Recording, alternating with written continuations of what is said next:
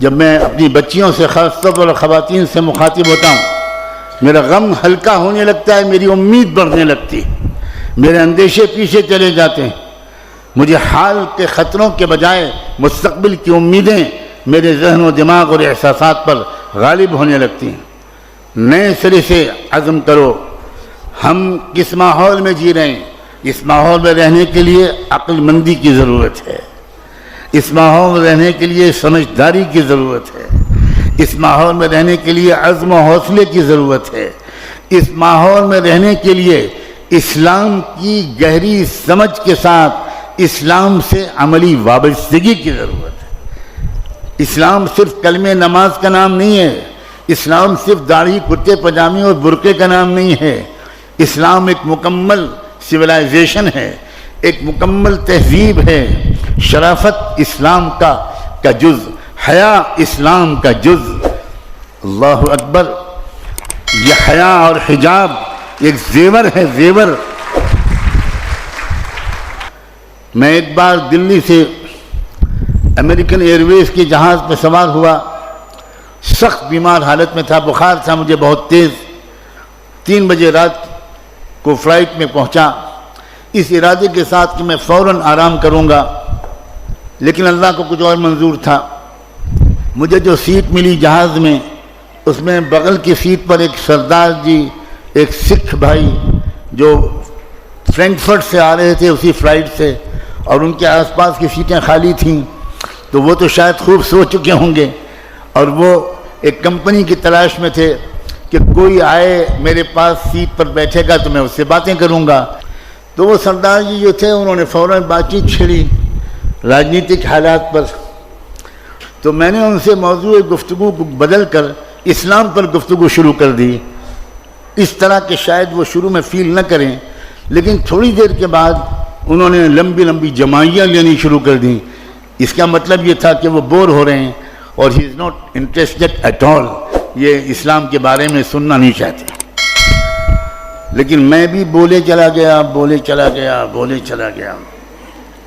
Marketing کرنے والے کو تو یہ سکھایا جاتا ہے، لیکن اللہ کو کیا منظور تھا؟ سامنے کی سیٹ پر ایئر ہوسٹس بیٹھی تھی، رات کا وقت تھا، کوئی سروس کا وقت نہیں تھا۔ اس نے پیسنجرز کو ویلکم کیا، اپنی سیٹ پر بٹھایا، جہاز ٹیک آف کر گیا تو وہی بیٹھ گئی۔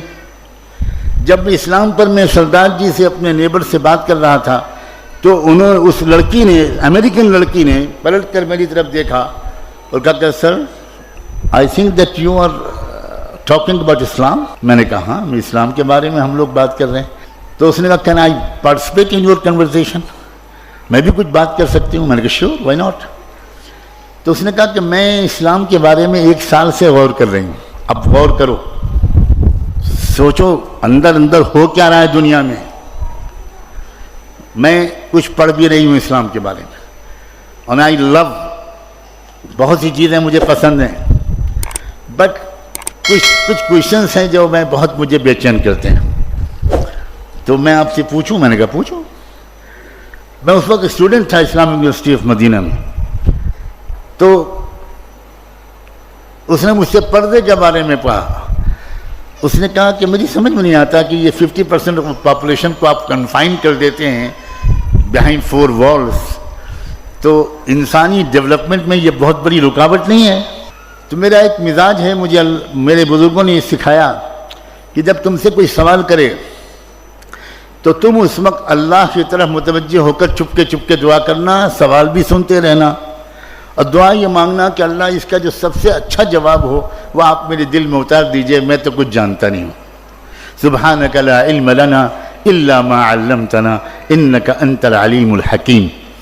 میرے دل میں ایک جواب ایسا آیا جو اس سے پہلے کبھی نہیں آیا تھا، اور میں نے ان سے کہا کہ 1972 میں آپ کے یونائٹڈ اسٹیٹس آف امریکہ میں ٹیکسس اسٹیٹ کے کیپٹل ہیوسٹن میں ایک عجیب واقعہ پیش آیا تھا، اور وہ واقعہ ان شارٹ بیان کرتا ہوں کہ ایک صاحبزادے اپنے کار میں ایک بریف کیس میں تقریباً $20 لاکھ 2 ملین ڈالر کی مالیت کے زیورات، جیولز اینڈ ڈائمنڈز لے کر نکلے، اور مڈ نائٹ 12-1 بجے کے قریب انہوں نے گراؤنڈ اباؤٹ ایک چوراہے کے پاس اپنی گاڑی روکی اور اس گاڑی روک کر وہ بریف کیس نکالا اور چوراہے پر کھول کر رکھ دیا، اور اسی کنارے ایک بلڈنگ میں ان کا اپارٹمنٹ تھا. انہوں نے گاڑی پارک کی اور اوپر چلے گئے اور اپنی بیلکنی سے واچ کرنے لگے کہ اب دیکھیں میرے بریف کیس کیا ہوتا ہے. تھوڑی دیر کے بعد کوئی اور صاحب آئے، انہوں نے دیکھا، گاڑی روکی، ادھر ادھر دیکھا، کوئی نہیں ہے. بریف کیس کو دیکھا، سوچا کہ $20 لاکھ مجھے اس طرح مل رہے ہیں یا اپروکسیمیٹلی. انہوں نے جلدی سے بریف کیس اٹھایا اور گاڑی میں رکھی اور بھاگ گئے. اس نے نمبر نوٹ کر لیا مالک نے اور پولیس کو انفارم کیا، اور اگلے چوراہے پر پولیس نے ان کو ریڈ ہینڈڈ پکڑ لیا. کیس چلا. امریکن ٹیکسس ہائی کورٹ نے جو فیصلہ کیا، میں نے اس امریکن ایئر ہوسٹس کو وہ ججمنٹ کا خلاصہ سنایا کہ میں نے ریڈرز ڈائجسٹ میں وہ قصہ پڑھا تھا. ہائی کورٹ کا فیصلہ یہ تھا کہ اصل کرمنل وہ نہیں ہے جس نے چوراہے پر سے بریف کیس کو اٹھایا ہے. اصل کرمنل وہ ہے جس نے پروٹیکٹڈ پراپرٹی کو اوپن کر کے چوراہے پر رکھ دیا. یہ آپ کے ہائی کورٹ کا ججمنٹ ہے. تو وہ تھوڑی دیر کے لیے پزلڈ ہو گئی. میں نے کہا کہ آپ سمجھیے کہ یہ آپ کے سوال کا جواب ہے. تو کہنے لگی کہ can you please explain it a little further.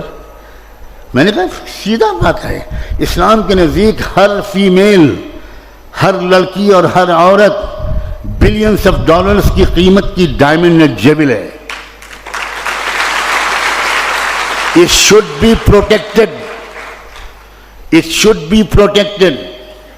اب اگر کوئی لڑکی، کوئی عورت وہ اپنے آپ کو اوپن کر کے پیش کرتی ہے تو امریکن کوڈ کے مطابق جو لڑکا ٹیف کرتا ہے، جو لڑکا سیٹی بجاتا ہے، وہ مجرم نہیں ہے. مجرم وہ لڑکی ہے جس نے انوائٹ کیا ہے کہ آؤ غنڈو، آؤ سماج کے خراب لوگوں، مجھ پر بری نظر ڈالو. میری پردہ-نشیں باحیا اور باحجاب بچیوں، جانتی ہو ایک اسلام کے قانون کی تشریح کا کیا جادوئی اثر ہوا؟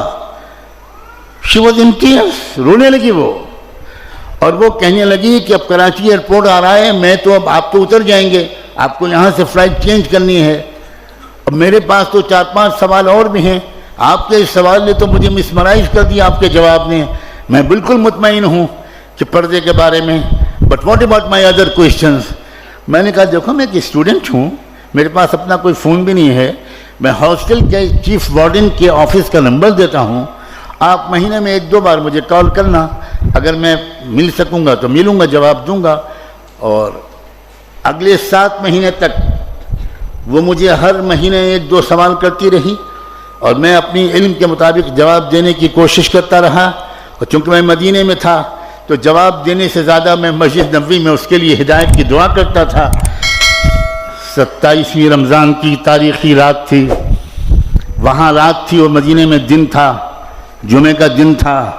اس نے مجھے فون کیا، اس نے کہا مولانا میں نے اس وقت کوئی سوال کرنے کے لیے فون نہیں کیا ہے. I want to give you a very happy news. Right now میں شکاگو کی اسلامک سینٹر میں بیٹھی ہوں اور میں نے ابھی محمد مصطفیٰ کا دامن تھاما ہے.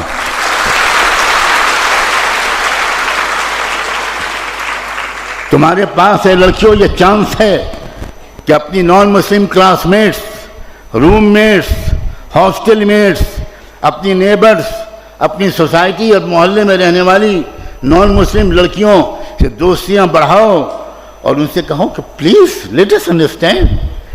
ہم لوگ پڑھے لکھے لوگ ہیں بھائی، ہم لوگوں کو ایک آپس میں ڈیبیٹ کرنا چاہیے، ایکسچینج آف نالج کرنا چاہیے. ہم لوگ لڑکے ہو رہے ہیں، وی آر سویلائزڈ پیپل. آئیے ہم لوگ بات کریں. اب سمجھیے ہمارے حجاب کو، اب سمجھیے ہمارے پردے کو. میں اس گھر میں رہتا ہوں، یہاں میری بیٹی بھی موجود ہے، میری بہو بھی موجود ہے. وہ پورا گھر نان مسلم سوسائٹی کا ہے. 99% لیبرز ہندو ہیں اور اپر کاسٹ کے ہیں.